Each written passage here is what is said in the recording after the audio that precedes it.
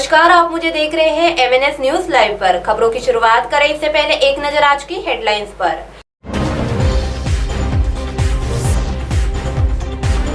ट्रेनों में बढ़ रही भीड़, 30 से अधिक का रिकॉर्ड वैक्सीनेशन, 1,15,000 के माल पर हादसा। आइए देखते हैं खबरें अब विस्तार से। ट्रेन में बढ़ रही भीड़। कोरोना की दूसरी लहर शांत होते ही फिर ट्रेनों में यात्रियों की संख्या बढ़ती दिख रही है। ऐसे में रेलवे प्रशासन ने एक बार फिर रद्द की गई ट्रेनों को पटरी पर लाना शुरू कर दिया है। प्रमुख ट्रेनों में वेटिंग लिस्ट भी पूरी तरह क्लियर नहीं हो रही है। उत्तर भारत से आ रही ट्रेनों में एक बार फिर क्षमता से कई अधिक यात्री सफर करते दिखाई दे रहे हैं। उल्लेखनीय है कि मार्च 2020 में लगाए गए देशव्यापी लॉकडाउन के दौरान देश के विभिन्न भागों में रहने वाले श्रमिक मुश्किलों का सामना करते हुए अपने घर लौट गए थे। दूसरी लहर ने एक बार फिर उसी लॉकडाउन की याद दिलाई और फिर से श्रमिकों को घर वापसी करनी पड़ी।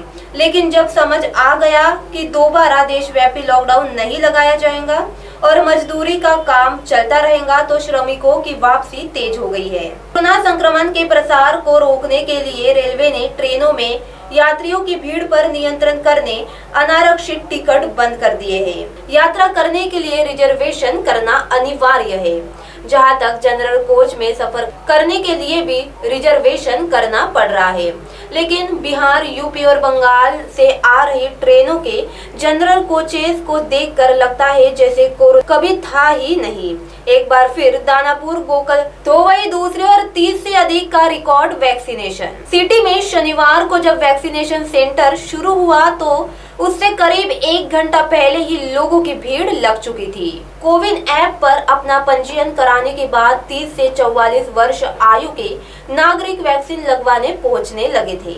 मनपा प्रशासन ने पहले ही व्यवस्था कर रखी थी। एक ही दिन में रिकॉर्ड तोड़ 10,000 लोगों ने टीका लगवाया। नागरिकों के उत्साह को देखकर अधिकारियों को भी खुशी हुई। खुद मनपा आयुक्त राधाकृष्णन बी ने सेंटरों में जाकर व्यवस्था का जायजा लिया और उचित दिशा निर्देश भी दिए।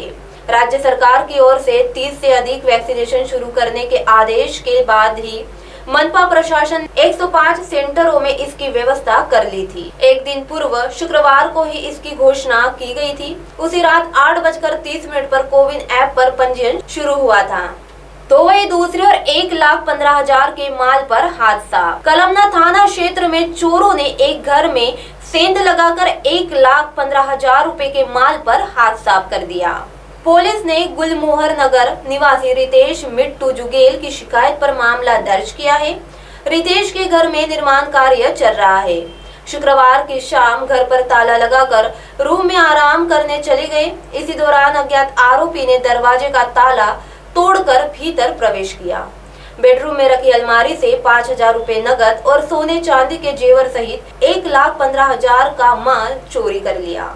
शाम 7 बजे के दौरान रितेश घर गए तो चोरी का पता चला और घटना की जानकारी पुलिस को दी गई।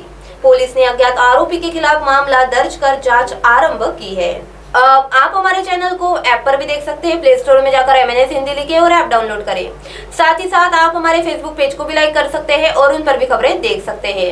लिंक ट्विटर, हाइक, इंस्टाग्राम पर भी आप हमारी खबरें देख सकते हैं। आप हमारे चैनल को यूट्यूब पर भी देख सकते हैं और इसे यूट्यूब पर सब्सक्राइब करना ना भूलें। अब फिलहाल वक्त चला है एक ब्रेक का। ब्रेक से लौटने के बाद देखते हैं देश और दुनिया की तमाम कुछ खास खबर। धन्यवाद।